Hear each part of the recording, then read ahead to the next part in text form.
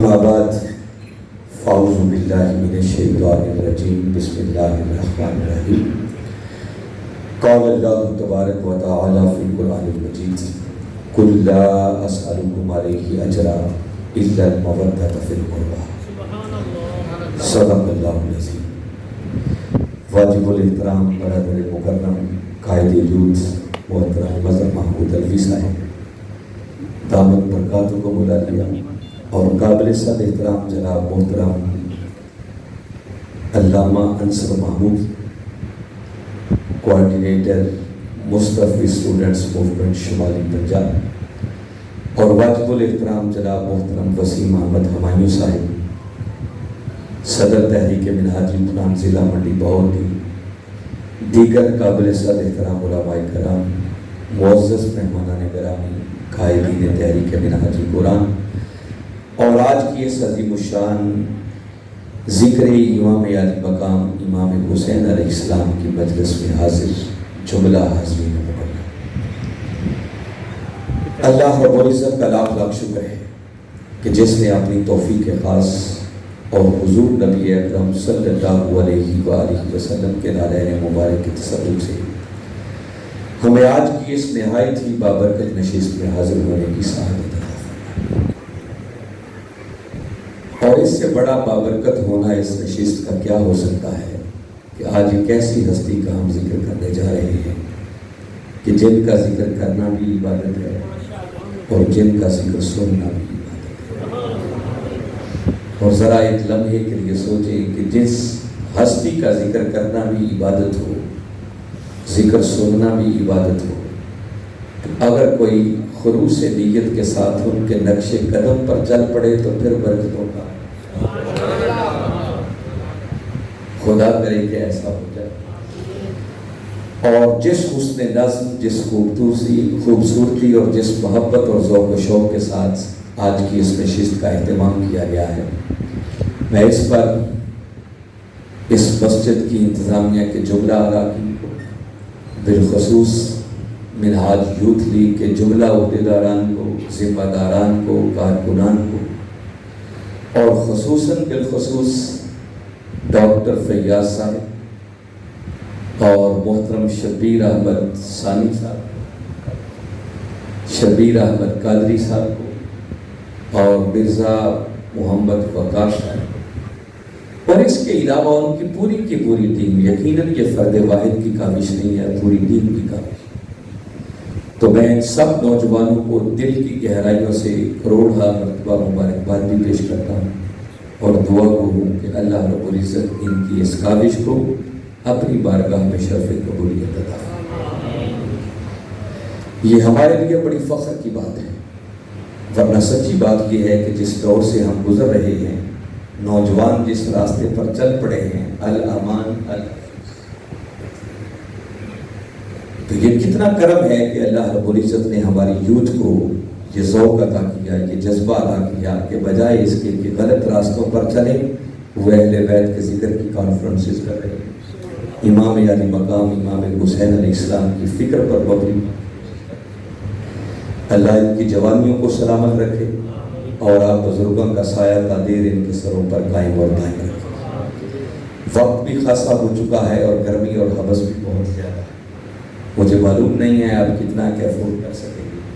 میں بغیر کسی اور تمہیدی کلمات کے اپنے موضوع کی طرف آنا چاہتا ہوں، اور آج کی گفتگو میں یہاں سے شروع کر رہا ہوں کہ دیکھیے اس کائنات کی میجر تقسیم ایک خالق ہے اور باقی ساری کی ساری اس کی مخلوق۔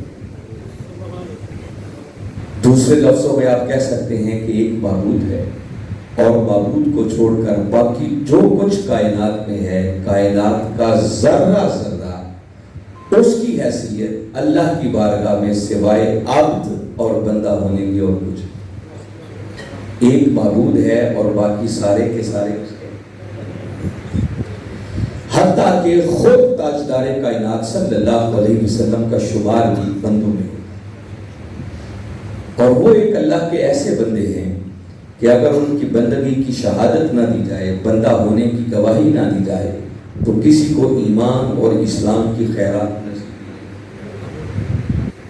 آپ کلمہ کلمہ شہادت پڑھتے ہیں، پہلے حصے میں توحید کی گواہی دیتے ہیں، اشہد ان لا الہ الا اللہ وحدہ لا شریک لہ، یہاں تک توحید۔ پھر کہتے ہیں واشہد ان محمدًا عبدہ ورسولہ، آپ کہتے ہیں کہ بے شک میں گواہی دیتا ہوں کہ محمد صلی اللہ علیہ وسلم اللہ کے برگزیدہ بندے اور اس کے رسول۔ آپ نے کبھی غور کیا کہ بندہ ہونے کی گواہی آپ پہلے دیتے ہیں اور رسول ہونے کی گواہی بعد میں؟ یہ ایک الگ سبجیکٹ ہے، بڑی ایمان افروز گفتگو اس پر ہو سکتی ہے، مگر آج نہیں، انشاءاللہ آگے مواقع آئیں گے پھر کریں گے۔ تاجدار کائنات صلی اللہ علیہ وسلم کا شمار بھی بند، مگر یہ واحد اللہ کی مخلوق میں ایک ایسے بندے ہیں کہ جن کا شمار بندوں میں ہے، مگر بندہ ہو کر بھی ان کے حقوق بندوں جیسے نہیں، ایک ہی ہستی ایسا۔ تو آپ پوچھیں گے جب وہ ہیں بندے تو پھر حقوق بندوں والے نہیں ہیں تو حقوق کون سے؟ تو تقسیم تو میں نے یہ بتائی، یا خالق ہے یا مخلوق ہے، یا معبود ہے یا اس کے۔ اسی لیے جب آپ حقوق کی بات کرتے ہیں تو کہتے ہیں حقوق اللہ اور حقوق اللہ۔ تو جب شمار بندوں میں ہے تو بھئی حقوق بندوں جیسے کیوں؟ تو بڑی خاص بات اور خاص جملہ کہہ رہا ہوں، تو اگر آپ کے ذہن میں سوال آئے کہ اگر ان کے حقوق بندوں والے نہیں ہیں تو پھر کون سے حقوق ہیں، میں پوری ذمہ داری سے علی وجہ البصیرت جو کچھ وقت کے مجدد کے قدموں میں بیٹھ کر سیکھا ہے اس کا نچوڑ دے رہا ہوں کہ کملی والے آقا صلی اللہ علیہ وسلم کا شمار بندوں میں ہے مگر حقوق بندوں والے نہیں ہیں۔ بس اللہ کے ایک حق کو چھوڑ دیں کہ اللہ کے سوا معبود ہو، عبادت کسی کی نہیں ہو سکتی، باقی جو حق اللہ کا ہے اللہ نے وہی حق اپنے محبوب محمد مصطفیٰ کو اس شان کی حامل ہستی کائنات میں سے، اور اس ہستی کا نام محمد مصطفیٰ صلی اللہ علیہ وسلم۔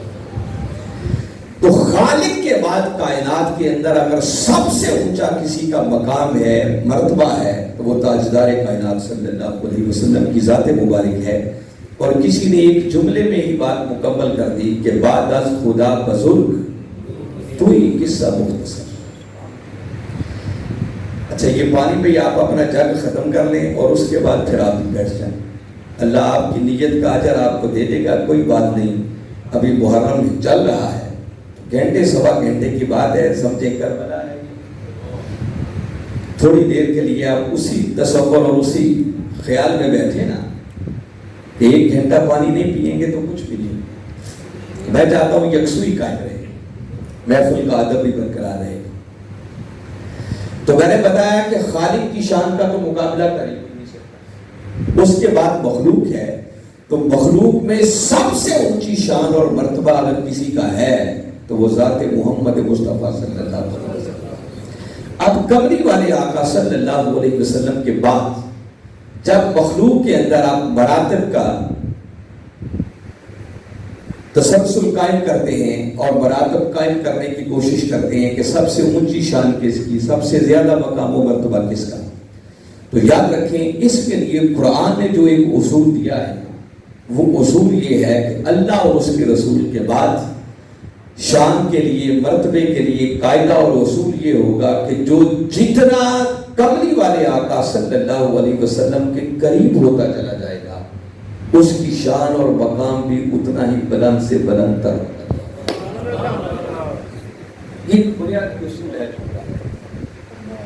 میں اس اصول کو آپ تک سمجھانے اور پہنچانے کے لیے بات آپ کی شان سے، اللہ نے قرآن پاک کے اندر آپ کی شان دی، فرمایا کنتم خیر امہ، فرمایا سن لو اے میرے مصطفیٰ کے غلاموں کہ تم کائنات میں آنے والی تمام تر امتوں میں سے سب سے افضل امت، آپ کو سب سے بہترین امت قرار دیا۔ تو کبھی آپ نے سوچا کہ ہمیں کون سے سرخاب کے پر لگے ہوئے ہیں جو ہم سب امتوں سے افضل ہیں؟ کوئی کہے کہ سابقہ امتوں میں شاید گناہگار زیادہ تھے اس لیے ہم ان سے زیادہ افضل ہیں، تو ہم باقیوں کی بات نہیں کرتے، یہاں بیٹھے ہوئے لوگ ایک لمحے کے لیے ذرا ہم آنکھیں بند کر کے اپنے اپنے گریبانوں میں جھانکتے ہیں اور گزری ہوئی زندگی کی فلم ذرا ایک لمحے کے لیے اپنے ذہن میں دوڑائیں تو سمجھ آ جائے گی کہ کس طرح زندگیاں گناہوں سے لت پت ہیں، قدم قدم پر نافرمانی گناہ ہے، ایسا ہے یا نہیں؟ تو اگر سابقہ امتوں میں گناہگار تھے تو اس امت میں بھی گناہگاروں کی کمی کوئی نہیں۔ اگر کوئی کہے کہ شاید اس امت کے اندر عبادت گزار زیادہ ہے، اللہ کے نیک بندے اولیاء بڑے بڑے صاحبان کرامت اور صاحبان فضل وہ زیادہ ہیں تو اس وجہ سے اس امت کی شان زیادہ ہے، تو یاد رکھیں سابقہ امتوں کے اندر بھی اللہ کے ولیوں کی، نیک بندوں کی، صاحبان کرامت کی کوئی کمی۔ تفصیل میں نہیں جانا چاہ رہا، بس آپ کو متوجہ کرنا چاہ رہا ہوں کہ ذرا چشم تصور میں لائیں۔ سورہ نمل ہے، سلیمان علیہ السلام بیٹھے، ادھر سے ملکہ سبا 900 میل دور سے ان کی بارگاہ میں آنے کے لیے چل رہی ہے، اور آپ اپنے حاضرین سے کہتے ہیں کہ کیا تم میں کوئی ایسا ہے جو ملکہ سبا کے یہاں پہنچنے پہلے پہلے اس کا 900 میل دور پڑا ہوا تخت اٹھا کر یہاں آپ کا ایک امتی کھڑا ہوا، آصف بن برخیہ ان کا نام ہے، اور وہ عرض کرنے لگا انا آتی کا بے قبل ان یرتد الیک طرفک، اے اللہ کے نبی اگر اجازت ہو تو آپ کی پلک جھپکنے سے بھی پہلے وہ 900 میل دور پڑا ہوا تخت اٹھا کے یہاں لا سکتا۔ میں بتا رہا ہوں کہ سابقہ امتوں میں کیسے کیسے صاحبان کرامت تھے، اور اس شخص نے خالی دعویٰ نہیں کیا کہ لا سکتا، بس ادھر بات کی ادھر تخت لا کر حاضر کر دیا۔ اور قرآن کہتا ہے فَلَمَّا رَآهُ مُسْتَقِرًّا عِندَهُ، جیسے ہی تخت کو اپنی نظروں کے سامنے موجود پایا بے ساختہ بول پڑا قَالَ هَذَا مِنْ فَضْلِ رَبِّي، یہ سارے کا سارا میرے رب کا فضل ہے۔ مجھے بتائیں یہ چھوٹی کرامت ہے کہ کوئی پلک چمکنے سے پہلے 900 میل دور چلا بھی جائے اور تخت اٹھا کر، اور یہ کرامت کوئی عام چھوٹی موٹی کتاب کی نہیں بتا رہا، وہ کتاب کے جس میں شک بھی کریں تو بندے کا ایمان ہی چلا جائے۔ قرآن اس کرامت کا بیان کرتا ہے، ایسی ایسی شان کے حامل بھی صاحب طور پر۔ ایک مثال اگر اور دو تو کبھی سورہ کہف کو پڑھو، معروف واقعہ ہے اصحاب کہف کا۔ کسی نبی کے امتی تھے، اللہ کے نیک بندے تھے، وقت کے ظالم اور جابر بادشاہ کے شر سے بچنے کے لیے انہوں نے ایک غار میں بنا، اور 3 صدیوں تک وہ غار میں لے گئے۔ غار کی کیفیت یہ تھی کہ دونوں طرف سے کھلی تھی، سورج جب طلوع ہوتا تو اینگل ایسا بنتا تھا کہ سورج کی ڈائریکٹ شعائیں پڑتی اور ان اللہ کے ولیوں پر دھوپ جاتی، دھوپ کی طرح۔ جب غروب ہونے لگتا دوسری طرف نیچے جاتا تو ادھر سے اس کی دھوپ پڑتی اور اس کی بھی تکلیف ہوتی۔ اب قرآن کو پڑھیے، قرآن کیا کہتا ہے ان اللہ کے ولیوں کی نسبت؟ فرمایا وَتَرَى الشَّمْسَ إِذَا طَلَعَتْ تَزَاوَرُ عَنْ كَهْفِهِمْ ذَاتَ الْيَمِينِ، فرمایا محبوب آپ دیکھتے ہیں کہ 3 صدیوں تک جب سورج طلوع ہوتا تو طلوع ہوتے وقت وہ تھوڑا تھا دائیں طرف جھک کے گزر جاتا، وَإِذَا غَرَبَتْ تَقْرِضُهُمْ ذَاتَ الشِّمَالِ، اور جب غروب ہونے لگتا تو تھوڑا بائیں طرف کترا کے گزر جاتا۔ 1-2 دن کی بات نہیں بتا رہے، آپ ذرا چشم تصور میں لائیں کہ ان ولیوں کی شان اور ان ولیوں کے مقام کا عالم کیا ہوگا کہ جن کی خاطر 3 صدیوں تک اللہ نے سورج کے طلوع اور غروب کے نظام کو بدلا۔ ایسی ایسی شان کے حامل بھی لوگ سابقہ ہوتے ہیں۔ اس کا مطلب یہ ہے جو میں کہنا چاہ رہا ہوں کہ بھائی اگر اس امت میں بڑے بڑے صاحبان کرامت ہیں، اللہ کے ولی ہیں، تو سابقہ امتوں میں بھی ایسے لوگوں کی کمی، تو پھر یہ امت سب سے افضل کیوں؟ یاد رکھیں اس کی وجہ سبب صرف ایک ہے کہ ہم ساری امتوں سے افضل اس لیے بن گئے کہ ہمیں تاجدار کائنات صلی اللہ علیہ وسلم کی نسبت ہوئی بس قبلی والے آقا صلی اللہ علیہ وسلم کا امتی ہونے نے ہمیں کائنات کی ساری امتوں سے افضل وہ بنیادی اصول جو میں بتانا چاہتا ہوں. آپ کبھی قرآن کو پڑھیں ازواج مطہرات کا ذکر آتا ہے. جب تک وہ تاجدار کائنات صلی اللہ علیہ وسلم کے عقد میں نہیں آئی تھی تو وہ جہان کی عام عورتوں جیسی عورتیں تھیں, کوئی ڈیفرنس نہیں تھا. مگر قبلی والے آقا صلی اللہ علیہ وسلم کے عقد میں آنے کی دیر تھی کہ سورہ احزاب میں قرآن یوں گویا ہوا اور باری تعالیٰ نے انہیں مخاطب کر کے آواز دی, فرمایا یا نساء النبی لستن کاحد من النساء, اے میرے نبی کی ازواج اب میرے مصطفیٰ کی زوجیت میں آ جانے کے بعد سن لو, اب تم جہان کی عام عورتوں جیسی عورتیں. ان کی شان بڑھ گئی, ان کا مقام.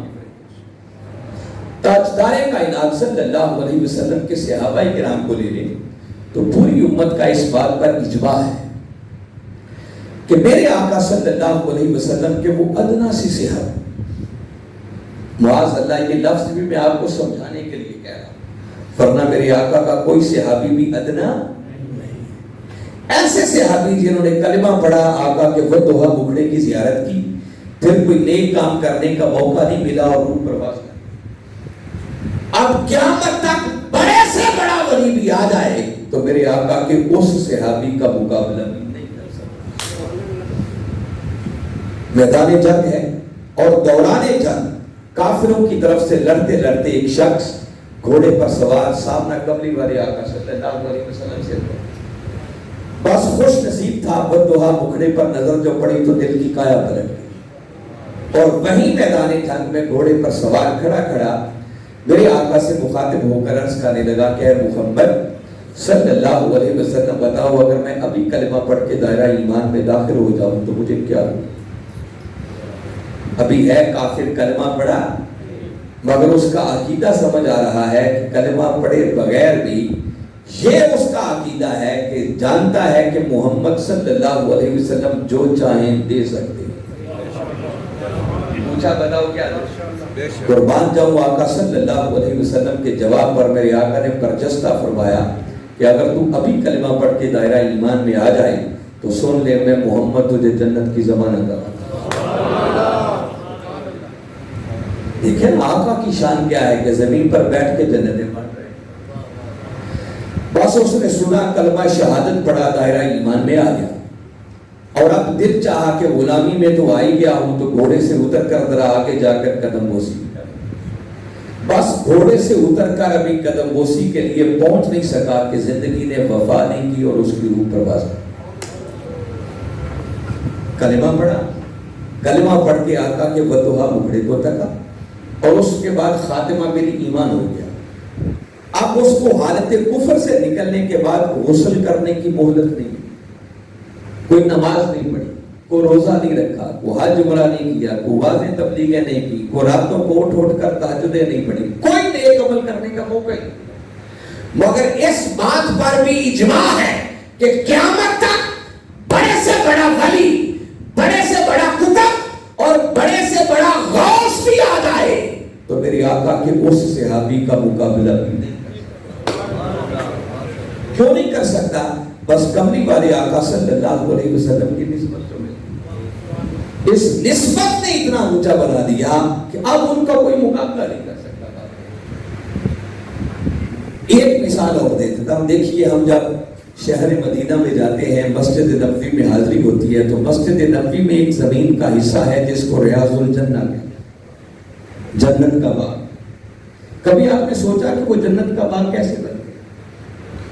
اس کا سبب بھی سوائے اس کی اور کچھ نہیں کہ میرے آقا صلی اللہ علیہ وسلم اپنے در دولت سے نکل گئے, محراب تک آتے, ممبر تک آتے, پھر بیٹھتے, واپس اپنے گھر چلے جاتے. جہاں آقا کا اس وقت روضہ مبارک ہے, آپ آرام فرمائیں گے, یہ آقا کا حجرہ مبارک. مسجد نبوی اور آپ کے در دولت میں سوائے ایک پردے کے اور کوئی رکاوٹ نہیں. گھر سے نکلتے تو اگلا قدم مسجد میں ہوتا, مسجد سے جاتے تو اپنے گھر میں. وہ یہاں کھڑے ہو کر امامت کے مصلی پر کھڑے ہوتے، منبر پر جلوہ افروز ہو کر آپ واز فرماتے، وہ جو کثرت کے ساتھ گھر سے آتے جاتے وہاں پر میرے آقا کے قدمین مبارک لگے، بس آقا کے قدموں کی نسبت نہیں، زمین کے اس ٹکڑے کو جنت کا باغ بنا۔ میں نے ایک بنیاد آپ کے سامنے رکھنے کی کوشش کی ہے تاکہ یہ اصول کلیئر ہو جائے کہ اللہ اور اس کے رسول صلی اللہ علیہ وسلم کا دیا ہوا ضابطہ یہی ہے کہ اب مرتبے کا، مکان کا، عظمت کا معیار صرف ایک ہے کہ جو جتنا کملی والے آقا کے قریب ہوتا چلا جائے گا وہ اتنا ہی بلند سے بلند تک، حتیٰ کہ میرے آقا صلی اللہ علیہ وسلم نے فرمایا کہ بہترین زمانہ، فرمایا میرا زمانہ، اس کے بعد وہ جو اس میرے زمانے سے ملا، اس کے بعد وہ جو اس سے ملا، تو آقا کا زمانہ سب سے بہتر جو ہوا، وجہ ایک ہی ہے کہ اس زمانے کو میرے آقا کی نسبت دی۔ اگر یہ بنیاد آپ کے ذہنوں میں قائم ہو گئی ہے تو آئیے اب جن ہستیوں کا ذکر کرنے کے لیے جمع ہوئے ہیں پہلے ان کے مقام کا ذرا اندازہ کریں۔ دیکھیے تاجدار کائنات صلی اللہ علیہ وسلم کی ذات اقدس کے ساتھ اگر ہم نے اپنی نسبت کو بیان کرنا ہو، تعلق کو بیان کرنا تو بالعموم دو حرف ہم استعمال کریں۔ میں بڑی جلدی سے ایک بات بتا رہا ہوں، ایک حرف ہوتا ہے کے اور دوسرا حرف ہوتا ہے سے۔ آپ کا دھیان ہے میری طرف؟ جی اب آپ کا دھیان میری طرف رہنا چاہیے۔ اب دائیں بائیں دیکھتے ہیں نا تو مزہ نہیں رہتا۔ میں نے کیا بتایا ہے کہ اگر آقا کی ذات اقدس کے ساتھ اپنے تعلق کو، نسبت کو بیان کرنا ہو تو بالعموم دو حرف استعمال ہوتے ہیں، ایک کے اور دوسرا۔ مثلاً اب ہم اگر اپنی بات کریں تو ہم کہیں گے کہ ہم سب حضور کے امتی ہیں، ایسے کہیں گے، ہمارا تعلق کے والا ہے۔ صحابہ کرام کی بات ہوگی تو کہا جائے گا کہ حضور کے صحابہ، ان کا تعلق بھی کے والا ہے۔ ازواج مطہرات کی بات ہوگی، کہا جائے گا حضور کی ازواج، ان کا تعلق بھی کے والا ہے۔ کائنات میں ہر کسی کا تعلق کملی والے آقا سے کے والا ہے، مگر چار ہستیاں کائنات میں ایسی ہیں کہ جن کا تعلق میرے مصطفیٰ سے کے والا نہیں ہے بلکہ سے والا ہے۔ علی کی باری آئی، فرمایا علی منی، لوگو علی مجھ سے ہے۔ حسن کی باری آئی، فرمایا الحسن منی، حسن مجھ سے ہے۔ حسین کی باری آئی، فرمایا الحسین منی، حسین مجھ سے ہے۔ اور جب سیدہ کائنات کی باری آئی تو فرمایا الفاطمہ تو بدعت منی، لوگوں فاطمہ میرے جگر سے ہے۔ کیا خیال ہے آپ صاحبان دانش بیٹھے ہیں، کے اور سے کے تعلق میں کوئی فرق ہوتا ہے یا نہیں؟ ذرا تھوڑا سا غور کریں نا، کسی کا ہونا اور کسی سے ہونا، اس میں بڑا زمین آسمان کا فرق۔ اور میرے آقا نے اگر فقط یہیں تک بات ختم کی ہوتی تو بھئی یہ بھی کوئی حد تھی۔ آقا نے بات یہاں پر ختم نہیں کی بلکہ فرمایا علی منی وانا من علی، لوگوں علی مجھ سے ہے اور میں علی سے۔ فرمایا الحسن منی وانا من الحسن، حسن مجھ سے ہے اور میں حسن۔ حسین کی باری آئی تو فرمایا الحسین منی وانا من الحسین، لوگوں حسین مجھ سے ہے اور میں حسین۔ منیت کا یہ تعلق کائنات میں اگر کسی کو حاصل ہے تو وہ یہی چار ہستیاں ہیں، اس سے قریبی نسبت کائنات میں کسی اور کو میرے آقا سے میسر۔ تو جب اس سے قربت والی نسبت کسی کو میسر ہی نہیں ہے تو یاد رکھیں عظمت کے حوالے سے ان چاروں ہستیوں کا کوئی مقابلہ بھی نہیں کر سکتا۔ اللہ نے جو شان، جو مقام، جو مرتبہ ان ہستیوں کو عطا کر رکھا ہے وہ کائنات میں کسی کا مقدر نہیں کر سکتا۔ اور یہ عظمت جو باری تعالیٰ نے ان ہستیوں کو عطا کی ہے، یاد رکھیں جس کو جتنا عظیم بنایا جاتا ہے، عظمت کے مختلف اسباب میں سے ایک سبب یہ ہوتا ہے کہ عظمت اس یہ دی جاتی ہے تاکہ لوگ اس عظمت کو جان کر ان ہستیوں سے محبت کریں۔ جو جتنا عظیم ہوگا لوگ اتنی ہی اس سے محبت بھی کریں گے۔ یہ وجہ ہے کہ باری تعالیٰ نے جو آیت کریمہ کے چند کلمات میں نے عنوان گفتگو کے طور پر تلاوت کیے، یہ آپ نے ہزاروں مرتبہ سنے، مگر آج بڑی توجہ طلب بات ہے جو ایک آپ کے ذہنوں میں بٹھانا چاہتا ہوں، جس پر ہمارے علامہ مظہر محمود علوی صاحب بھی گفتگو فرما رہے تھے۔ بس انہی کی بات کو میں آگے آپ کے ذہنوں تک اتارنا چاہ رہا ہوں، اور بڑا اہم میسج اور یہ پیغام۔ ذرا اندازہ کریں باری تعالیٰ نے فرمایا کیا؟ فرمایا کل لا اسألکم علیہ اجرا الا المودۃ فی القربى۔ فرمایا میرے محبوب مکرم صلی اللہ علیہ وسلم، ذرا آپ اپنی میٹھی میٹھی زبان سے اعلان کریں، اپنے غلاموں کو بتا دیں، لا اسألکم علیہ اجرا، کہ میرے غلاموں میں نے جو کچھ تمہیں دیا ہے نا اس پر تم سے کوئی اجر کوئی معاوضہ نہیں، الا المودۃ فی القربى، ہاں اگر اس پر تم سے کوئی سوال ہے تو صرف وہ کیا کہ بس میری قرابت سے مودت رکھنا۔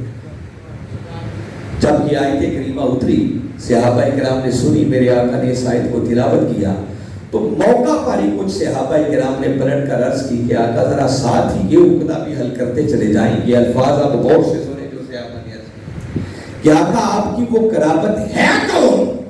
اللہ نے جن کی مودت اور محبت ہمارے اوپر واجب کرا دی، فرمایا من قرابتک ہؤلاء الذین وجبت علینا مودتہم، آقا آپ کی وہ قرابت کون ہے جن کی مودت اور محبت اس آیت کریمہ کے ذریعے اللہ نے ہمارے اوپر واجب کرا دی۔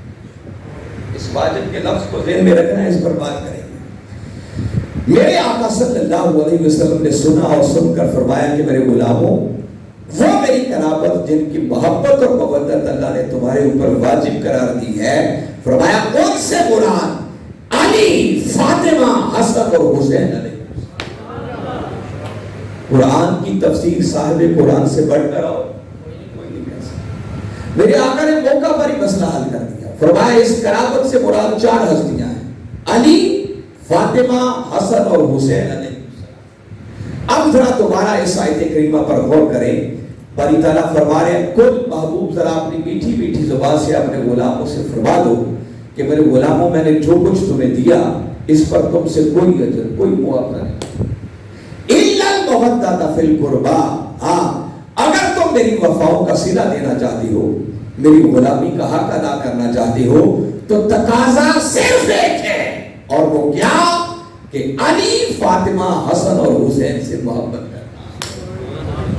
منڈی والوں ذرا ایک لمحے کے لیے سوچو کہ رسول سب کچھ دے کر جو مانگے، لیکن یہ جو باری تعالیٰ نے بات کی ہے، کل محبوب ذرا آپ فرما دو لا اسألکم علیہ اجرا، اس پر تم سے کوئی اجر نہیں مانگتا۔ تو کس پر؟ بالعموم اس کا معنی کیا جاتا ہے کہ تبلیغ رسالت، کہ یہ جو میں نے رسالت کی تبلیغ کا فریضہ انجام دیا، تم تک اللہ کا پیغام پہنچایا، جس کے ذریعے پھر تمہیں ایمان ملا، تمہیں اسلام ملا، تمہیں قرآن کی نعمت ملی، تمہیں رحمان سے ملا، بالعموم یہ معنی ہے اور حق ہے۔ مگر سچی بات یہ ہے کہ اگر کوئی گننے پہ آ جائے کہ رسول کیا کچھ دیتا ہے یا رسول نے کیا کچھ دیا ہے، تو واللہ یہ میں بتا رہا ہوں یہ گنتی میں آنے والا ہے ہی نہیں۔ اس کو اگر ایک جملے میں بیان کرنا چاہوں تو یوں کہا جا سکتا ہے کہ رسول سب کچھ ہی دیتا ہے۔ تو پوچھے کہ رسول کیا دیتا ہے، جواب کیا ہے؟ رسول سب کچھ ہی دیتا ہے۔ ارے جب سے کائنات بنی ہے تب سے لے کر آج تک، آج سے لے کر قیامت تک، اور پھر قیامت کے بعد بھی جس کو جو کچھ ملا، جو مل رہا ہے اور جو ملے گا، وہ ملتا ہی مصطفیٰ کے قدموں کا صدقہ ہے۔ رسول سب کچھ دیتا ہے مگر دے کر سوال، اور اگر سوال کیا ہے تو فقط ایک، اور وہ کیا کہ محبوب ذرا ان سے فرما دو کہ میرے غلاموں میں نے جو کچھ تمہیں دیا ہے اس پر کوئی اجر نہیں چاہتا، کوئی معاوضہ نہیں چاہتا، ہاں اگر میری وفاؤں کا صلہ دینا چاہتے ہو تو تقاضا صرف ایک ہے کہ پھر علی، فاطمہ، حسن اور حسین سے محبت۔ اب مجھے بتائیں کہ رسول سب کچھ دے کر جو مانگے تو کیا انکار کی گنجائش بچتی ہے؟ اور ایک بات اور بھی ذہن میں رکھ لیں، رسول مانگنے کے لیے آیا نہیں، نہ اللہ نے ان کو مانگنے کے لیے بنایا ہے۔ اللہ نے رسول کو بنایا ہی اس مخلوق کو سب کچھ دینے کے۔ آقا کی اپنی شان تو یہ ہے جو قرآن بیان کرتا ہے وَأَمَّا السَّائِلَ فَلَا تَنْهَرْ، کہ پیارے اب کوئی سوالی بھی آ جائے بس تیرے در سے خالی۔ تو جس رسول کو خدا کہے کہ کوئی سوالی خالی نہیں جانا چاہیے تو ذرا چشم تصور میں لائیں اس رسول کو اس مولا نے خزانے کتنے پیدا کرے، کوئی کمی ہو؟ بس یوں سمجھے کہ اس کائنات کا خالق اللہ ہے اور اللہ نے اس مخلوق کائنات کو بنا کر اس کائنات کا مالک اپنے محبوب محمد مصطفیٰ کو بنا۔ اس لیے والا حضرت نے کہا تھا نا کہ میں تو مالک ہی کہوں گا کہ وہ مالک کی حبیب کہ محبوب و محب میں نہیں میرا۔ تو کائنات کا خالق وہ ہے، مگر اس خالق نے کائنات کو بنا کر اس مخلوق اس کائنات کا مالک اپنے محبوب محمد مصطفیٰ۔ تو سوال یہ ہے کہ جب خود کائنات کا مالک ہو تو اس نے کسی سے کیا مانگا؟ اور کوئی ان کو دے بھی کیا سکتا ہے؟ کسی کا کچھ اپنا ہو تو کبھی دینا۔ مگر سوال یہ ہے کہ اللہ رب العزت نے حکم دیا کہ محبوب مانگو۔ آج سوال اور سوال کیا کیا کہ ان کو بتا دو محبوب کہ کچھ نہیں مانگتا، اگر میری وفاؤں کا صلہ دینا چاہتی ہو، میری غلامی کا حق ادا کرنا چاہتی ہو تو تقاضا صرف ایک ہے کہ بس علی، فاطمہ، حسن اور حسین سے محبت۔ اب کسی کے ذہن میں ایک خیال آ سکتا تھا کہ بڑی عجیب بات ہے کہ ٹھیک ہے رسول سب کچھ دیتا ہے، مگر یہ کیا ہوا کہ سب کچھ دے کر بدلے میں محبت اپنی خاندان کی مانگ رہا؟ بھئی 4 ہی ہستیاں ہیں نا، ایک داماد ہے، ایک بیٹی ہے اور 2 نواز، کہ رسول نے سب کچھ دیا مگر دے کر بدلے میں جو مانگا صرف اپنے خاندان کی 4 ہستیوں کی محبت۔ ذہن میں خیال آ سکتا تھا کہ ایسا کیوں؟ خاندان کی محبت کیوں مانگو اور وہ بھی اپنے لوگوں کی محبت؟ اللہ رب العزت نے اس باطل خیال کے پیدا ہونے سے بھی پہلے اس کی جڑیں کاٹی تاکہ کسی کے ذہن میں یہ گھٹیا سوچ بھی نہ آئے کہ اپنے خاندان کی محبت مانگو۔ فرمایا کل، یہ لفظ کل قیامت تک بتا رہا ہے کہ لوگوں یہ سوال ان 4 ہستیوں کی محبت کا تقاضا رسول تم سے نہیں کر رہا، بلکہ رسول کو سوال کرنے کا حکم خود خدا دے رہا۔ بات پھر سے تقاضا مگر سوال پھر اپنی جگہ پر قائم ہے کہ اللہ اور اس کے رسول کو ان ہستیوں کی محبت کا تقاضا کرنے کی ضرورت ہے۔ اور ایک بات ذہن میں بٹھا لیں کہ نہ اللہ ان ہستیوں کی محبت کا محتاج ہے، نہ رسول ان ہستیوں کی محبت کا محتاج ہے۔ ویسے اس بات پر مجھے حیرت ہے کہ اتنی حبس اور گرمی کے اندر پھر بھی لوگوں کو نیند آ رہی ہے نا؟ کچھ لوگ اب جو سو رہے تھے ان کو پتہ چل گیا ہے، یہ تو آئی ہوئی نیند بھی اڑ جانی چاہیے۔ جی جی ہاں، یہ ہمارے محترم فرما رہے ہیں کہ اگر ونڈوز کھول دیں تو شاید ماحول بہتر ہو۔ بہرحال یا تو کوئی مجبوری ہوگی، سمجھ تو ان کو بھی ہوگی کہ کھولنی چاہیے، تاہم گزارا کرتے ہیں، اچھی بات ہے، بند رہے تو شاید لوگ نہ ہی چھوڑیں ہیں۔ ماشاءاللہ ماشاءاللہ، کھل سکتی ہے ویسے یہ تو بہت پہلے کھل جانی چاہیے، تو میں تو سوچ رہا تھا مجبوری ہے تو نہیں کھولی۔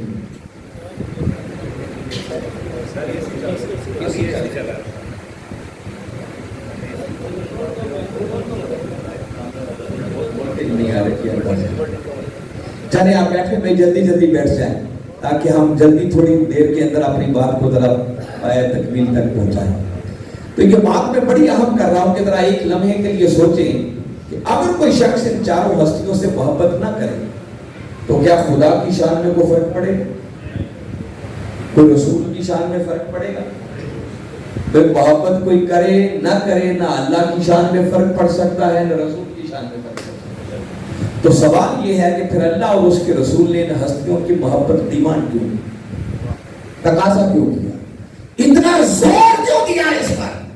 منڈی والوں یاد رکھو، ان ہستیوں کی محبت کا محتاج نہ اللہ ہے نہ اس کا رسول ہے، مگر اللہ اور اس کا رسول ان ہستیوں کی محبت پر زور اس لیے دے رہے ہیں کہ ان سے محبت کرنے میں بھلا ہمارا ہی ہے،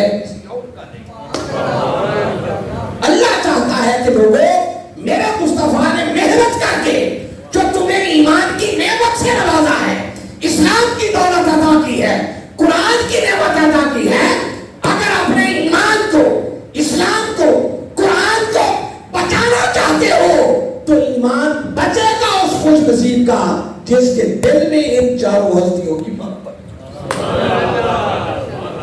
جو سینہ ان ہستیوں کی محبت سے خالی ہوگا وہ جو کچھ بھی کرتا پھرے، کچھ اور تو ہو سکتا ہے مگر اس سینے میں ایمان نہیں آ سکتا۔ نعرہ تکبیر، نعرہ رسالت، نعرہ حیدری، حسینیت، حسینیت، یزیدیت، یزیدیت۔ اس لیے یاد رکھیں کہ ان چار ہستیوں سے محبت کرنا یہ کوئی مستحب عمل نہیں ہے۔ میں بڑی توجہ طلب بات آپ سے کر رہا ہوں، یہ خالی کمری والے آقا صلی اللہ علیہ وسلم کی سنت مبارکہ نہیں ہے کہ ان سے محبت کرنی چاہیے، نہیں، ان ہستیوں سے محبت کرنا ہر صاحب ایمان شخص پر، صحابہ کرام کے کلمات بتا رہے ہیں کہ یہ واجب ہے۔ جب انہوں نے سوال کیا، عربی سمجھنے والے لوگ تھے، تو سوال میں یہ الفاظ ہے، من قرابتک ہؤلاء الذین وجبت علینا مودتہم، اے اللہ کے رسول وہ آپ کی قرابت کون ہے جن کی محبت اس آیت کے ذریعے اللہ نے ہمارے اوپر واجب کرا۔ اور جب آگے چل کر باقاعدہ ائمہ نے اس کی ڈیپتھ اور گہرائی میں اتر کر غور کیا اور اس سے جب مسئلہ اخذ کر کے امت کو بتایا تو انہوں نے کہا یاد رکھیں ان چاروں ہستیوں کی محبت خالی واجب ہی نہیں ہے بلکہ ان چاروں ہستیوں کی محبت ہر کلمہ پڑھنے والے پر فرض ہے۔ بولیے کیا ہے؟ اس محبت کے بغیر چارہ ہی نہیں ہے، گزارا ہی نہیں ہے۔ فرائض میں بھی فرق ہے، نماز پڑھنا بھی فرض ہے، روزہ رکھنا فرض ہے، حج عمرہ کرنا فرض ہے، مگر دیکھیں اگر کوئی شخص نماز نہ پڑھے تو گناہگار ضرور ہوتا ہے مگر کافر نہیں ہوتا۔ کوئی روزہ نہ رکھے گناہ لکھا جائے گا، گرفت ہوگی، حساب دینا پڑے گا، مگر اس کا ایمان نہیں جائے۔ مگر ان چار ہستیوں کی محبت یہ ایک ایسا فریضہ ہے کہ ادھر اہل بیت کی محبت سے منہ موڑا وہ بدبخت اسی وقت دائرہ ایمان سے خارج اس کا ایمان ہی باقی نہیں بچا۔ اس لیے یہ زور دے کے بات بتانا چاہ رہا ہوں کہ اہل بیت کی محبت ہر کلمہ پڑھنے والے پر یہ فرض کا درجہ رکھتی ہے۔ اس محبت کے بغیر چارہ ہی نہیں ہے، ایمان مل ہی نہیں سکتا۔ یہ بیماری ہمارے سنیوں کے اندر کہاں سے در کر آئی کہ ہم اہل بیت کا نام لینے سے بھی ڈر نہیں، اور ایسے سنیوں کی کمی نہیں ہے معاذ اللہ استغفر اللہ جو پوری پلاننگ کے ساتھ ان ہستیوں کی محبت کو سینوں سے نکالنے کے لیے کچھ اور لوگوں کو ان کے مقابلے میں کھڑا کرنے کی کوشش کرتے ہیں۔ ایسا ہو رہا ہے کہ نہیں ہو رہا؟ یہ آج کی بات نہیں ہے، یہ عرصہ سے چلا آ رہا ہے، ایسا ہو رہا ہے۔ مگر یاد رکھیں، ہمیشہ اپنے ذہنوں میں بٹھائیں کہ ان ہستیوں کا نہ تو کوئی مقابلہ کر سکتا ہے، اور یہ بیماری ہمارے اندر نہیں آنی چاہیے کہ اہل بیت کا ذکر کرتے ہوئے گھبرائیں، اندر ڈر ہو، خوف ہو کہ معلوم نہیں اگر میں نے اہل بیت کی شان زیادہ بیان کر دی تو لوگ کہیں مجھے شیعہ نہ کہنا چاہیے۔ بدقسمتی ہے کہ ہم نے ان ہستیوں کی محبت کو ایک طبقے کے کھاتے میں ڈالا، اس کو شیعت کہنے لگے۔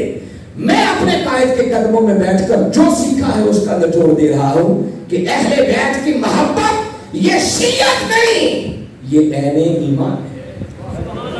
ایمان ملتا بھی اہل بیت کی محبت کے سلے میں ہے، اور ملا ہوا ایمان وہ بچتا بھی اہل بیت کی محبت کے ساتھ۔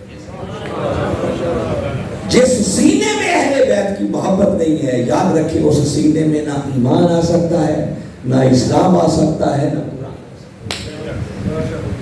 ایمان ملتا ہی اس خوش نصیب کو ہے جس کے سینے میں ان چار ہستیوں کی محبت ہے۔ اب آپ کبھی تاجدار کائنات صلی اللہ علیہ وسلم کے اقوال پر غور کریں، آپ کے افعال پر غور کریں۔ میرے آقا نے کس طرح مختلف انداز سے ان ہستیوں کی محبت کو امت کے دلوں میں اتارا۔ میں زیادہ لمبا نہیں کرتا، بس ایک ایک دو باتیں بتاتا ہوں، آپ کبھی غور کریں میرے آقا صلی اللہ علیہ وسلم نے کتنی اہم بات کری، اور یہ بات پیش نظر رہنی چاہیے کہ رسول اس وقت تک زبان نہیں کھولتا جب تک اللہ کی وحی نہ آئے۔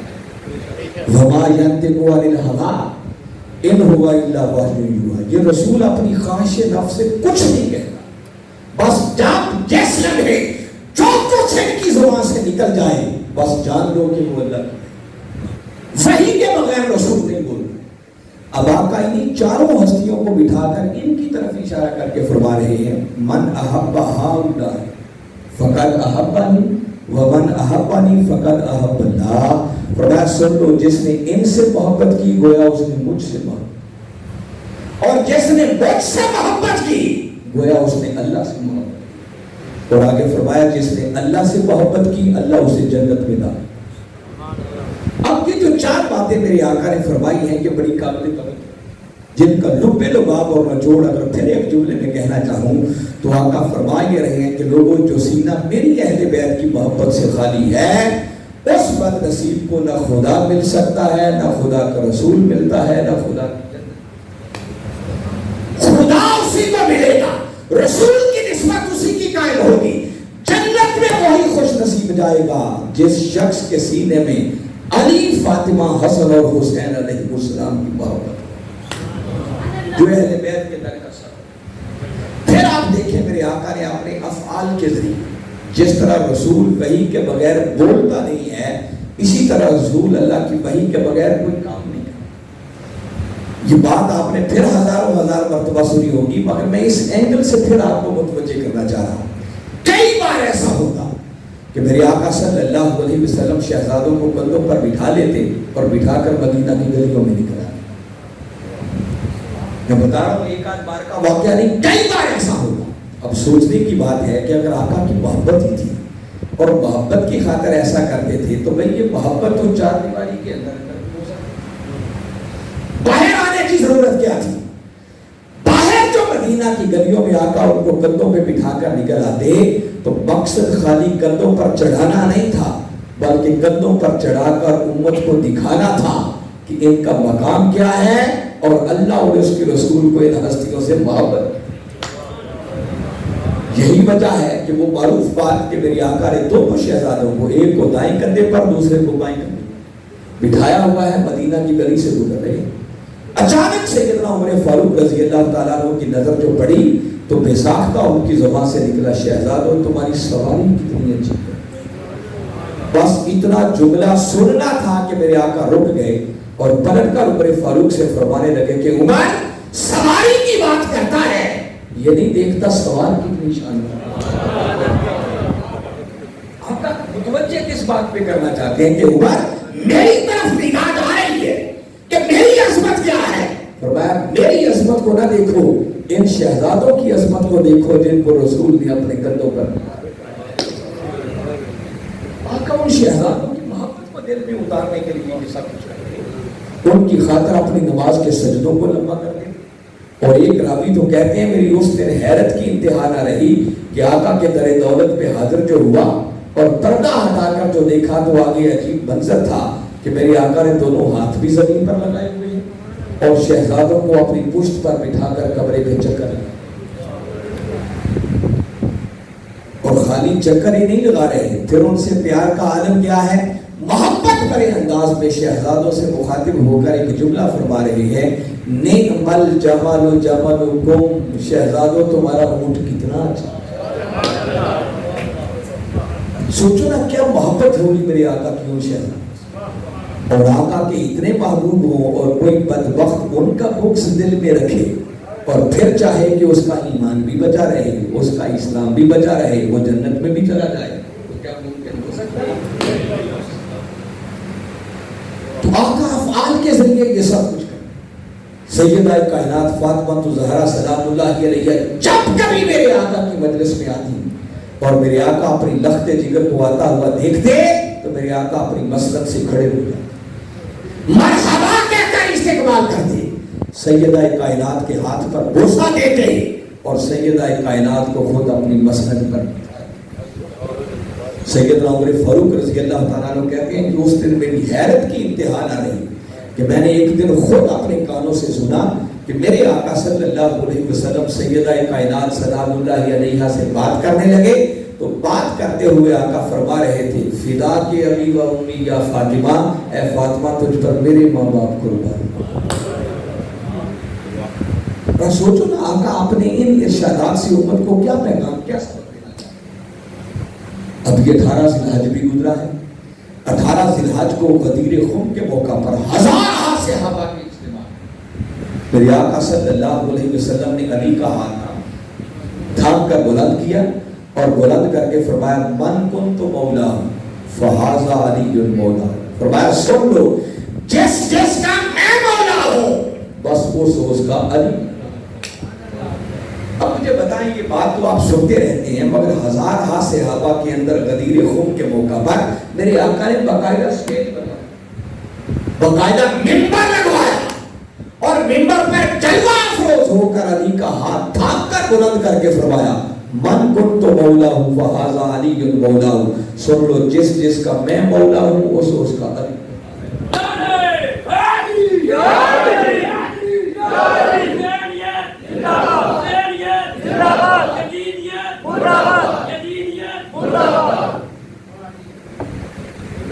چپ کو توڑنا چاہیے، نعرے پورے لگائیں، نعرے تکبیر، نعرہ رسالت اور پھر ذوق سے نعرہ حیدری لگائیں، مزہ آ جائے آج، پتہ چلے کہ واقعی حسین سے محبت اور اہل بیت سے محبت کرنے والے بیٹھے۔ نعرہ تکبیر، اللہ اکبر، رسالت، یا رسول اللہ، رسالت، یا رسول اللہ، تحقیق، ماشاء اللہ، حیدری، یا علی، نعرہ حسینیت، زندہ باد، نعرہ حسینیت، زندہ باد، یزیدیت، مردہ باد، یزیدیت، مردہ باد۔ ایسے سنی کہلانے والوں کی کمی نہیں ہے کہ کوئی زور سے نعرہ حیدری لگا دے نا تو کئیوں کی طبیعت خراب دی، کوئی علی کو مولا کائنات کہہ دے تو تب کئیوں کی طبیعت خراب ہوئی، حالانکہ علی کو مولا کائنات نہ آپ نے بنایا ہے نہ میں نے بنایا، علی کو مولا کائنات اللہ اور اس کے رسول، تو کوئی انکار کیسے کر سکتا؟ اس محبت کے بغیر گزارا ہی نہیں ہے، چارہ ہی نہیں۔ اور ہم تو سچی بات ہے حضور شیخ الاسلام نے جب سے وہ کتاب لکھی ہے نا، یہ جو حدیث مبارکہ ہے من کنت مولا فہذا علی مولا، کہ جس میرے آقا نے فرمایا جس جس کا میں مولا ہوں اس کا، کئی ایسے نادان تھے یہ حدیث مبارکہ ہوتی تو کہتے ضعیف ہے ضعیف ہے، ضعیف ضعیف کی رٹ لگائی ہوئی، ضعیف کا نام سنا تھا آگے خبر نہیں تھی ضعیف کہتے، سادہ لوگوں کو گمراہ کرنے کی کوشش ہوتی ہے۔ حضور شیخ الاسلام نے اہل بیت کی غلامی کا حق کیا، اور اس حدیث مبارکہ کی اب تک کم و بیش 150 سے بھی زیادہ طرق سے اس کی تخریج کر کے باقاعدہ ان ساری حدیثوں کو جمع کر کے کتاب ترتیب دی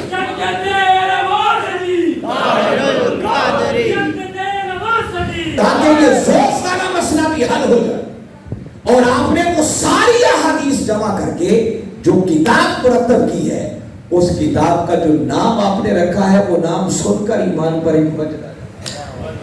آپ نے کتاب کا نام رکھا السیف الجلی علی منکر ولایت علی۔ سیف کہتے ہیں تلوار کو، جلی کا معنی ہے چمکتی ہوئی۔ آپ نے فرمایا یہ جو میری کتاب ہے یہ ایک چمکتی ہوئی تلوار ہے علی منکر ولایت علی، اس وقت کی گردن پر جو علی کی مولائیت کا منکر ہے۔ ہم تو علی کو مولا مولا یوں مانتے ہیں کہ اگر کوئی میرا عقیدہ جاننا چاہے نا تو ایک شاعر نے بڑی خوبصورت ترجمانی کی ہے. وہ کہتا ہے مزاج گل شاخ گل پہ دیکھو، مقام خوشبو صبا سے پوچھو. آسان کرتا ہوں، گل کہتے ہیں پھول کو. شاید کہنا یہ چاہ رہا ہے کہ بھی اگر پھول کا مزاج دیکھنا ہونا تو اس وقت دیکھو جب وہ شاخ پہ لہرا رہا. خوشبو کا مقام جاننا ہو تو اس وقت دیکھو جب وہ صبا کے دوش پہ سفر کر رہی ہے. اب سنیں وہ کیا کہتا ہے. وہ کہتا ہے مزاج گل شاخ گل پہ دیکھو، مقام خوشبو صبا سے پوچھو، علی کا رتبہ کھٹانے والوں علی کا رتبہ خدا سے پوچھو. سبحان اللہ، تکبیر، اللہ اکبر، انسان یا رسول اللہ، انسان یا رسول اللہ، تکبیر، آپ جذبات میں جلدی آ گئے. بات ابھی پوری ہوئی نہیں تھی اور آپ نے پہلے نعرے لگانا شروع کر دیا. اب ایک بار پھر سننا، عقیدے کی بات تو ابھی میں نے بتائی نہیں تھی. وہ شاعر یہ کہتا ہے مزاج گل شاخ گل پہ دیکھو، مقام خوشبو صبا سے پوچھو، علی کا رتبہ گھٹانے والوں علی کا رتبہ خدا سے پوچھو. اور قبر میں منکر نکیر پوچھیں گے کچھ تو یہ کہہ کے ٹال دوں گا، سوال مشکل ہے اے فرشتوں، جواب مشکل کشا. ہم تو علی کو یوں مانتے ہیں.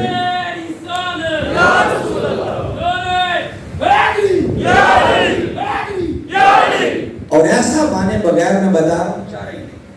اور بتانا یہ ہے کہ قبری والے آقا صلی اللہ علیہ وسلم یہ اپنے افعال کے ذریعے اپنے اقوال کے ذریعے امت کے دلوں کے اندر ان چار ہستیوں کی محبت بٹھانا چاہ رہے ہیں. مگر کیوں؟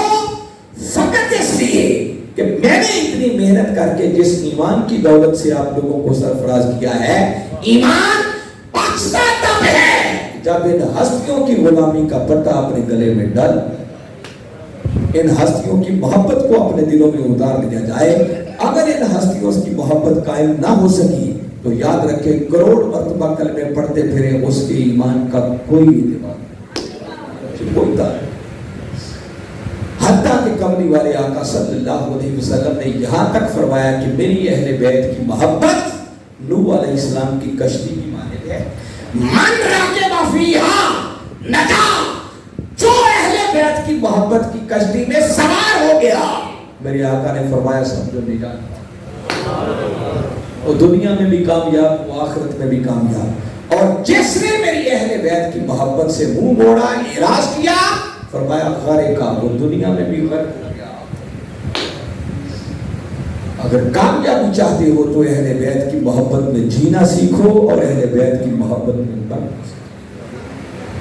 میں صرف اب آخری چند لمحات کے اندر یہ بتانا چاہ رہا ہوں کہ مت سمجھا کریں کہ اہل بیت کی محبت کرنا صرف شیعہ لوگوں کا کام ہے.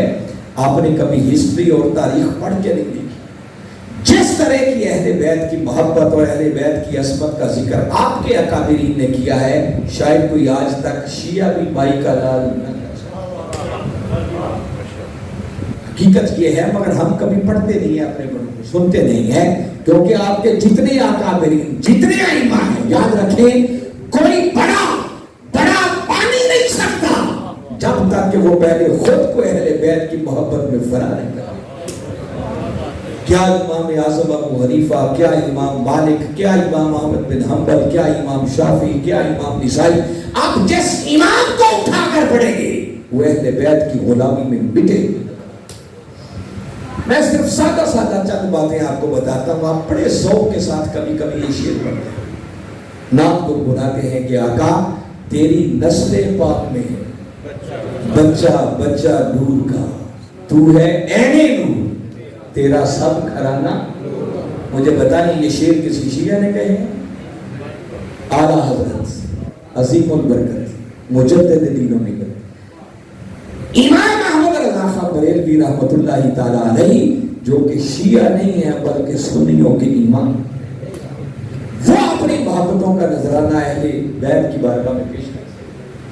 اکثر آپ ایک یہ دعائیہ ربائی پڑھتے ہیں، الہی بحق کے بنی فاطمہ کہ بر قول ایماں پوری خاتمہ، दावत मुरद कुनी वर कबूल मनो दस्त दामाने आले रसूल की बात है, सैयदा कायनात की बात है। मुझे बताएं ये दुआई और रुबाई किसी शिया ने लिखी है? ये सादी शिराजी रहमतुल्लाहि ताला अलैह ने लिखी है, जो कि सुन्नी भी है और हनफी। अक्सर एक शेर पढ़ा जाता है, कत्ले हुसैन असल में मर्गे यजीद है, इस्लाम जिंदा होता है हर करबला के बाद। ये किसी शिया ने नहीं कहा, ये मौलाना मोहम्मद अली जौहर का शेर है, जो फिर सुन्नी भी है और हनफी। सुन्नियत के अलमबरदार, हनफियत के अलमबरदार। कभी हकीम और उम्मत अल्लामा इकबाल से पूछो, तुम्हें बताएं कि अहले बैत की शान। वैसे तो उनकी शायरी भरी हुई है अहले बैत की मोहब्बत से। मैं सिर्फ उनकी एक ही रुबाई आज आपको सुनाता हूं, सैयदा कायनात की शान पर हद कर दिया इकबाल ने। सैयदा कायनात की शान पर ये रुबाई है। इकबाल कहता है कि रिश्ता है आईने हक जंजीर पास, पासे फरमाने जनाबे मुस्तफा, वरना गिरदे तुरबकश कांदीद में सजदा बरखा के रूप पाशी। फारसी है, आपको समझ नहीं आई, मगर समझाए बगैर नहीं जाऊंगा। इकबाल ने बड़ी ऊंची बात की है। इकबाल कहता है रिश्ताए आईने हक, आईने हक से मुराद है दीने इस्लाम।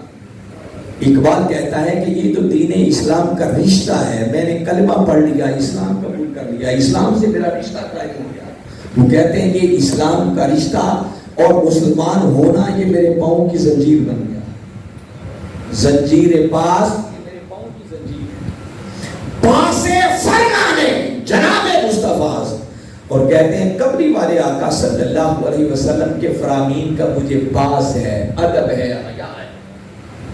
कहते हैं मुसलमान होने का ये जो रिश्ता है कि मैं मुसलमान बन गया हूं, मुसलमानी ये मेरे पाँव की जंजीर, कबरी वाले आका के फरामीन का अदब और हया ये मेरे रास्ते की रुकावट है। और आगे सैयदा कायनात से मुखातिब होकर कहते हैं वरना गिरते तुरबतश करदीद भी, कि सैयदा कायनात अगर ये दो चीजें मेरे रास्ते की रुकावट ना होती, इस्लाम का रिश्ता मेरे पाँव की जंजीर ना होता, कबरी वाले आका के फरामीन का अदब हया और पास ना होता, तो कहते हैं सैयदा कायनात वरना मेरा इश्क तो ये तकाजा करता है कि इकबाल तेरी तुरबत के गिर्द तवाफ कर, वरना गिरदे तुरबतश करदीद भी, ऐ सैयदा कायनात इकबाल तेरी तुरबत और तेरी कब्र के गिर्द तवाफ करता, और खाली तवाफ ही ना करता, सजदा बरखा के हो बाशीद में। ऐ सैयदा कायनात अगर ये दो चीजें मेरे रास्ते की रुकावट ना होती, तो इकबाल खाली तेरी तुरबत का तवाफ ही ना करता, बल्कि तेरी कब्र की मट्टी के जर्रों को इकबाल सजदे। इकबाल से पूछो अहले बैत की शान, उनका मकाम क्या है, इकबाल के इश्क का आलम क्या था और उनकी गुलामी का। इसलिए सुनियो आपको बता रहा हूं, अहले बैत की मोहब्बत में जीना सीखो और अहले बैत की मोहब्बत में मरना। रही सही कसर ख्वाजा अजमेर ने नहीं कहा। अब मंडी वालों बताओ, ख्वाजा अजमेर को शिया थे, सुनियों के इमाम, चिश्तियों के, वो ख्वाजा अजमेर मोइनुद्दीन चिश्ती अजमेरी कहते हैं शास्त हुसैन, बादशाह हुसैन, दीन अस्त हुसैन, दीन बनास्त हुसैन, सरदाद नदाद दस्त दर दस्ते यजीद, हक्का के बिना इला इला हस्त। कहते हैं लोगों हुसैन बादशाह, और हुसैन बादशाह ही नहीं बल्कि हुसैन बादशाहों का भी बादशाह। और आगे हद कर दिया जो ख्वाजा अजमेर ने अगली बात की। आगे कहते हैं दीन अस्त हुसैन, वो कहते हैं लोगों मैदान करबला में हुसैन ने अपने नाना के दीन की सरबलंदी के लिए कुर्बानियों की ऐसी तारीफ रकम की है कि अब हुसैन सिर्फ एक शख्सियत का नाम नहीं है, बल्कि अब दीन हुसैन है और हुसैन दीन है, इनको जुदा नहीं किया जा सकता। और दीन परास्त हुसैन कह के फरमा रहे رہے ہیں کہ دین کو پناہ بھی ملی تو حسین کے دام. تاہم میں بتانا یہ چاہ رہا ہوں کہ میں نے چند چیزیں جو آپ کے سامنے رکھی ہیں کسی شیعہ نے نہیں کہا، یہ آپ کے سنیوں کے آپ کے اکابرین ہیں، جس سے پتہ چلا کہ اہل بیت سے محبت کرنا شیعت نہیں، یہ عین ایمان. اور ایک موقع پر حضور شیخ الاسلام نے، ہم چند ان کے شاگرد گھر میں بیٹھے ہوئے تھے، تو بات کوئی چل رہی تھی، تو اس میں حضور شیخ الاسلام نے ہمیں ایک نصیحت کی اور فرمایا کہ بیٹے زندگی میں کبھی اپنے امتحان کا جائزہ لینا ہو کہ ایمان کے کس پانی سمجھنا ہو، ایمان کو دیکھنا ہو، ایمان کی کیفیت کیا ہے. تو فرمایا سادہ سا ایک معیار دے رہا ہوں جس کو پلے باندھ. فرمایا بیٹے جب کبھی کسی ایسی نشست میں جاؤ، ایسی مجلس میں جاؤ جس میں اہل بیت کی عظمت کی بات، اہل بیت کے فضائل بیان ہو رہے ہوں، فرمایا بیٹے اگر اہل بیت کی عظمت کی بات سن کر دل گھٹن محسوس کرے، تنگی محسوس کرے، تو فرمایا سمجھ جانا ایمان میں خرابی ہے، اپنے ایمان کی خیر مان. فرمایا ایمان سلامت تب ہے کہ اہل بیت کی عظمت کی بات آئے، سن کر دل خوشی سے باغ باغ ہو جائے. اور یہ صرف حضور شیخ الاسلام کا فرمان نہیں ہے، یہی 1.25 لاکھ صحابہ کا عقیدہ تھا. اور یاد رکھیں صحابہ کرام کے پاس جو کچھ بھی تھا وہ عطائے مصطفیٰ تھی. 1.25 لاکھ کے لگ بھگ میرے آقا کے صحابہ کرام تھے. اور صحابہ کرام کہتے ہیں کننا نعرف المنافقین ببغضهم علیہ. صحابہ کہتے ہیں کہ آقا صلی اللہ علیہ وسلم کے پردہ کر جانے کے بعد اگر ہمیں کسی کی پہچان کرنا ہوتی کہ یہ مومن ہے یا منافق، تو کہتے ہم کیا کرتے ہیں، اس کے سامنے علی کا نام لیتے، علی کا ذکر کرتے. کو نعرہ حیدری ہوگا نا ان کا جو وہ لگاتے ہیں، نعرہ حیدری، تو کہتے ہیں علی کا نام لے کر پھر ہم اس شخص کے چہرے کو تب، اگر علی کا ذکر سن کر اس کے چہرے پر مروڑ آ جاتے، بد آ جاتے، گھٹن محسوس کرتا، تو کہتے ہم سمجھ جاتے کہ اس بدبخت سے بڑھ کر منافق اور کوئی نہیں. اور اگر علی کا ذکر سن کر اس کے چہرے پر خوشی کی لہر دوڑ جاتی، تو کہتے ہم اسے مومن سمجھ کے گلے لگاتے. الغرض میری اب تک کی گفتگو کا ماحصل یہ ہے کہ لوگوں اہل بیت کی محبت کے بغیر چلا ہی نہیں، اہل بیت کی محبت کے بغیر گزارا. اس لیے اہل بیت کی محبت میں جینا سیکھو اور اہل بیت کی محبت میں. مگر میرا ایک سوال ہے، یہ جو میں نے اتنے زور دے کے اہل بیت کی محبت آپ کو سمجھائی، کیا خیال ہے محبت صرف اس بات کا نام ہے کہ سال کے بعد بس اہل بیت کے نام کا ایک جلسہ کر لیں اور بس بات ختم؟ کیا محبت صرف اسی بات کا نام ہے؟ ہمارے ہاں میں نے جو کچھ دیکھا ہے نا اب تک، میرا انالیسس یہ ہے کہ ہم نے محبت صرف یہی سمجھی ہے کہ بس سال کے بعد امام علی مقام امام حسین علیہ السلام اور اہل بیت کے نام کا ایک جلسہ کر لیا، بس اللہ اللہ کا خیر. یاد رکھیں محبت اس چیز کا نام، محبت کچھ اور تقاضے کرے. میں جتنی جگہوں پر خطاب کرنا چاہتا ہوں، بہت ساری جگہوں سے منتظمین کی طرف سے ڈیمانڈ ہوتی ہے کہ علامہ صاحب ہمیں یہ بتائیں کہ کربلا میں شہادتیں کیسے ہوئی تھی، علی اکبر کی شہادت کیسے ہوئی، علی اصغر کی شہادت کیسے ہوئی، دیگر شہادتوں کا ذکر کرتے ہیں، پھر امام علی مقام کی اپنی شہادت کیسے ہوئی، کتنے تیر لگے، کتنے نیزے لگے، کس طرح سلطنت سے جدا ہوا، پھر کس طرح لٹا پھٹا قافلہ دمشق اور شام کے بازاروں سے ہوتے ہوئے یزید کے دربار میں پہنچا، اور پھر کیسے مدینہ. یاد رکھیں کہ ان ساری چیزوں کو بیان کرنا، ان کو سننا اور ان واقعات کو سن کر آنسو بہانا، یہ سب کچھ اللہ کی بارگاہ میں بطور عبادت کرنا، اس میں رتی برابر بھی شک کی کوئی گنجائش. عبادت ہے، ان ہستیوں کا ذکر کرنا بھی عبادت ہے، سننا بھی عبادت ہے، اور ان کے غم میں آنسو بہانا بھی. وہ الگ بات ہے کہ جو کچھ آپ نے سوشل میڈیا پر دیکھا ہے کہ سنا ہے کہ اس مرتبہ محرم کے دنوں میں کسی نام نہاد شخص نے اپنے بیٹے اور بیٹی کی شادی، اب سنا کوئی ترتیب بھی آنا شروع کر دیا. حقائق کیا ہے وہ خدا بہتر جانتا ہے، مجھے اس شخص سے غرض نہیں ہے، مگر یہ حقیقت بتا رہا ہوں کہ یہ ایک شخص کا کام نہیں ہے، یہ ایک سوچ ہے، یہ ایک پوری فکر ہے، یہ ایک پورا طبقہ ہے جو یہ سمجھتے ہیں کہ شہادت پر غم کیسے. کہتے ہیں کس کس شہادت پر غم؟ یہ ایک عظیم نعمت ہے، اس پر رونے کی ضرورت کیا؟ اور محرم کے دنوں میں شادی کیوں نہ کریں؟ کیا شریعت نے منع کیا ہے؟ ایک بات یاد رکھ لیں جو میں نے کہا ہے پہلے بھی کہ غم حسین میں رونا یہ عین عبادت ہے۔ کیا ہے؟ کوئی پوچھے کہ کیوں، تو دلیل بڑی سادہ سی ہے کہ غم حسین میں رونا یہ خود سنت مصطفیٰ ہے، اور قمری والے آقا صلی اللہ علیہ وسلم کی سنت پر عمل کرنا ہی حقیقت میں عبادت ہے۔ ابھی یہ شہادت ہوئی نہیں تھی، میرے آقا صلی اللہ علیہ وسلم تو فقط اس شہادت کا تصور کر کے آسمان۔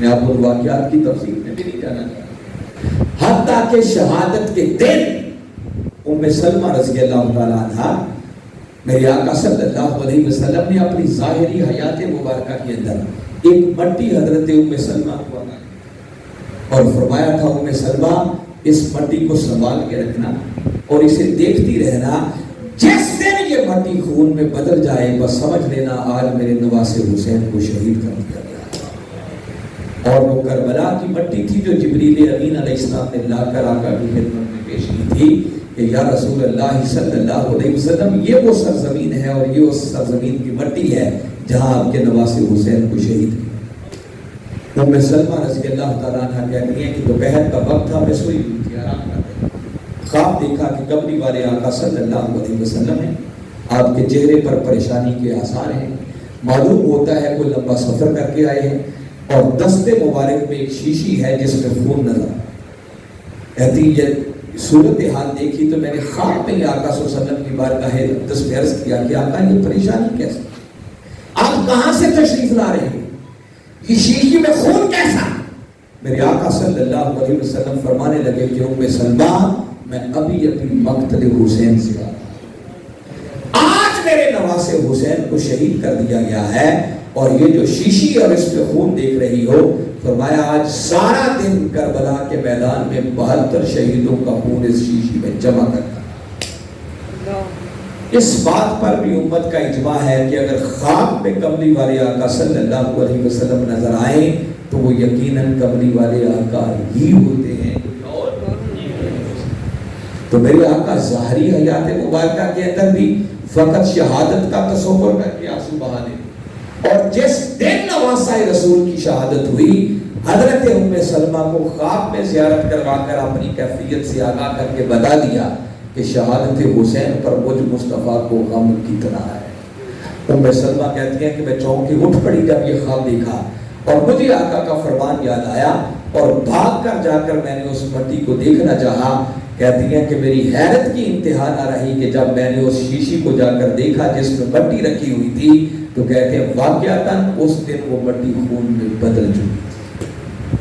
بعد میں پھر حقائق و واقعات سے پتہ چلا کہ عین وہی دن تھا، وہی وقت تھا جب نواسہ رسول کو شہید کر۔ اس لیے میں نے کہا کہ غم حسین میں رونا یہ خود سنت مصطفیٰ ہے، اور آقا کی سنت پر عمل کرنا ہی عین عبادت ہے۔ رہ گئی یہ بات کہ محرم کے دنوں میں شریعت نے شادی کرنے سے کہاں منع کیا ہے؟ منع نہیں کیا ہے۔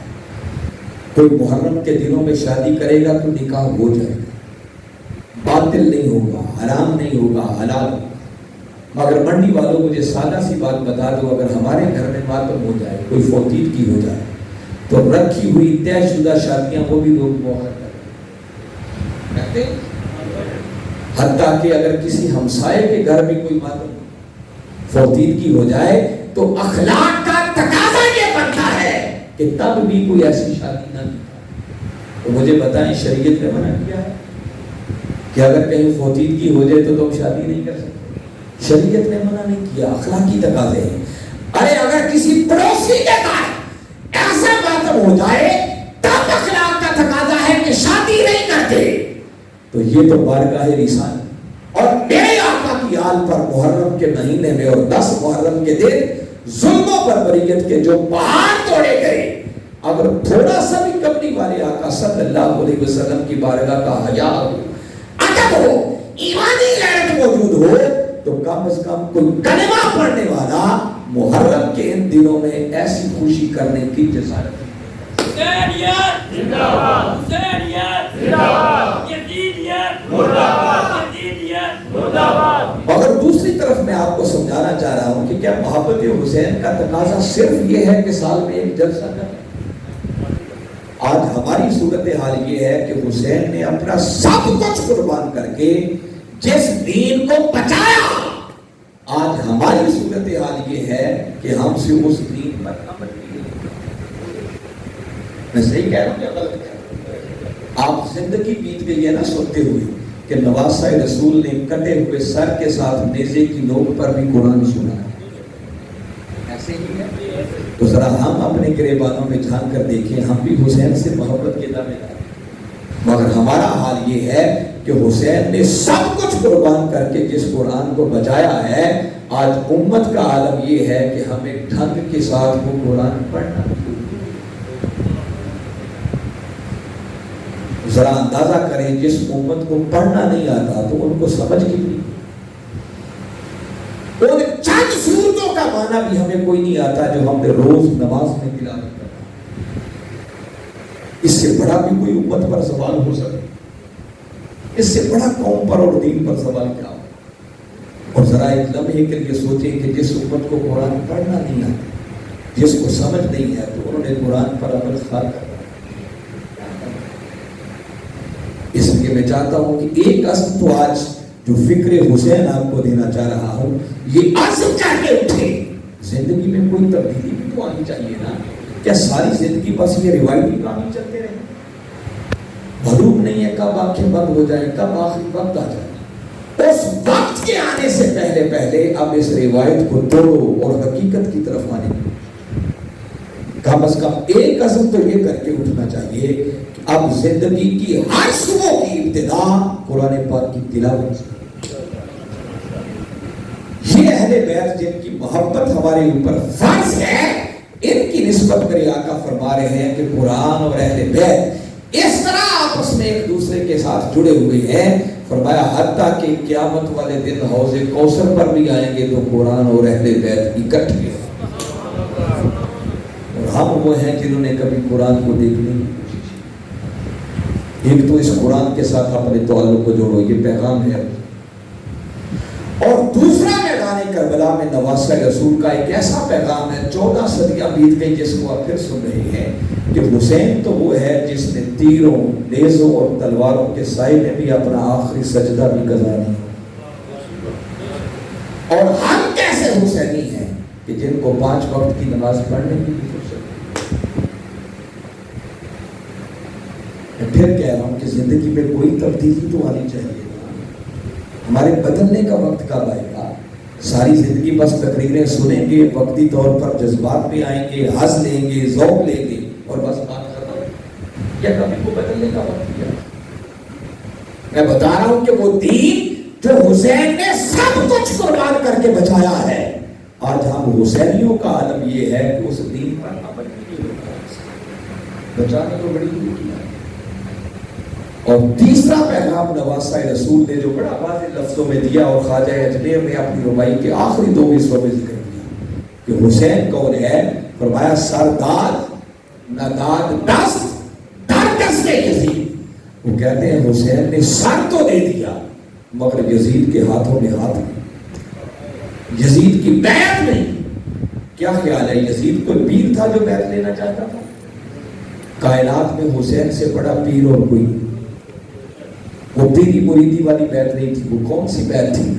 آج جب کوئی اقتدار پہ بیٹھتا ہے تو اسے ووٹ کی ضرورت ہے، اور ووٹ پرچیوں کی شکل میں ہم ڈال دیں، مگر 14 صدیاں پہلے پرچیوں والے ووٹ نہیں ہوتے تھے، اس وقت ووٹ کی جگہ پر بیعت ہوتی تھی۔ جو شخص بیعت کر لیتا اس کا معنی ہوتا کہ اس شخص نے اپنا ووٹ دے دیا، اور جو بیعت سے انکار کرتا ہے اس کا مطلب کہ یہ شخص ووٹ دینے کے لیے تیار۔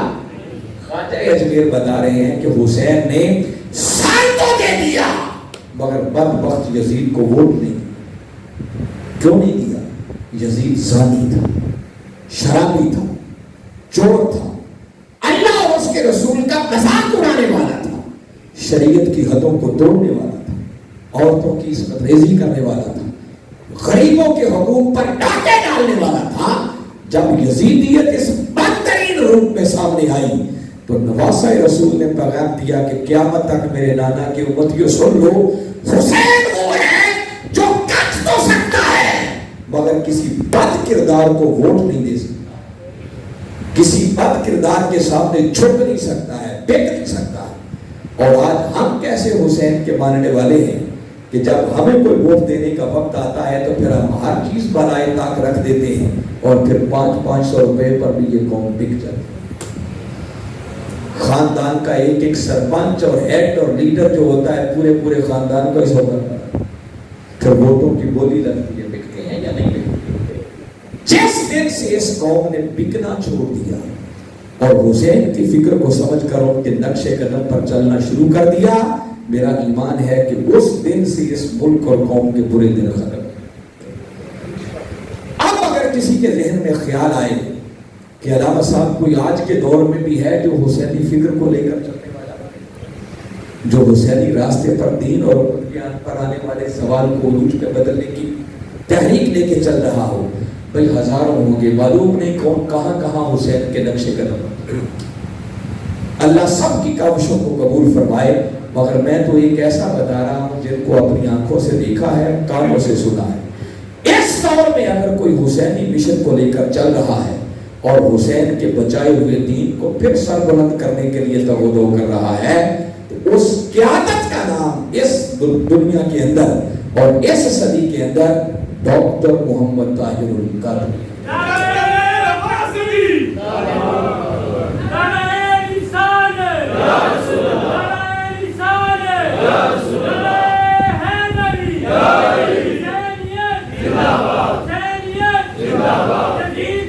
लोगों इस मर्दे कलंदर की आवाज को सुनो, उसकी फिक्र को समझो। खुदा की कसम वो शख्स अपने लिए नहीं जी रहा, उनकी जिंदगी का एक एक लम्हा कबली वाले आका के दीन और आका की उम्मत की सरबुलंदी के लिए बसर हो रहा।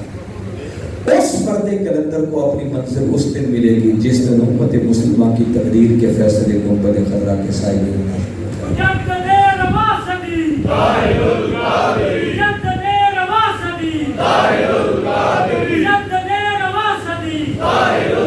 और मैं पूरे ईमान और यकीन के साथ ये बात आपको बताना चाह रहा हूँ, इंशाअल्लाह वो मर्दे कलंदर हुसैनी नक्शे कदम पर चल रहा है और हुसैन की राह पर चलने वाले कभी नाकाम नहीं हुआ।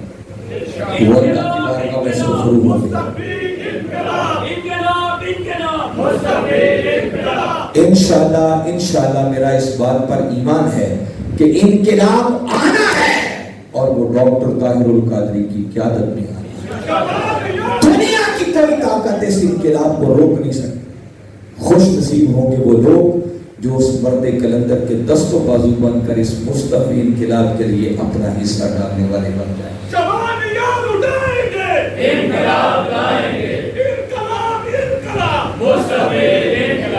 इस मकसद के लिए तहरीक मिनहाजुल कुरान, पाकिस्तान अवामी तहरीक, Minhaj youth league, Mustafi students movement, Minhajul Quran उलमा काउंसिल और विमेन लीग बहुत से कदम बढ़ाए। आपकी मंडी में अल्हम्दुलिल्लाह उस इनकलाब की इब्तिदा हो चुकी। अब तक जो कुछ हुआ है वो हमारी ट्रेनिंग थी। हजूर शेखुल इस्लाम ने ट्रेनिंग करने की भी हद कर दी। एक बस पहलू रहता था जो उन्होंने 2014 में उस ट्रेनिंग में से ये सारी ट्रेनिंग हुई है और अब उस ट्रेनिंग ने असल रंग दिखाना है। अब आराम से बैठने का वक्त नहीं है। अब बहुत जल्द चश्मे फलक वो मंजर देखेगी कि उस मर्दे कलंदर की क़यादत में इंशाअल्लाह इस धरती पर मुस्तफी इनकलाब का सवेरा तलू होगा। अब गलती की गुंजाइश नहीं, सुस्ती की गुंजाइश, बस अपना अपना किरदार अदा। देखो कितनी खुश नसीबी की बात है। हमारा ईमान है कि रूए ज़मीन पर इस वक्त डॉक्टर ताहिरुल कादरी के पाए की कोई शख्स नहीं। बोलिए है इस तहरीक जैसी तहरीक। और कितनी खुश नसीबी की बात है कि अल्लाह ने हर नेमत सलाम, खुदा ना करे अभी आप जाए किसी का हादसा हो जाए, टांगें टूट जाए, बिनाई चली जाए, किसी काम का नहीं, अल्लाह ने सारी नेमतें आपकी सलामत रखी। اتنی شاندار قیادت، اتنی شاندار تحریک، اتنا شاندار مشن، اور ہر نعمت آپ کی سلامت ہے، اور پھر اس تحریک کے ساتھ اللہ نے آپ کو جوڑ رکھا ہے۔ اس موقع کو غنیمت جانو۔ معلوم نہیں ہے کب آپ کے وقت، یہ ہمارے سادہ بھائی ہیں جو کہہ رہے ہیں باہر چلے گئے، ان کو کیا خبر، انقلاب اندر رہ کر نہیں، کبھی باہر رہ کر نہیں آیا۔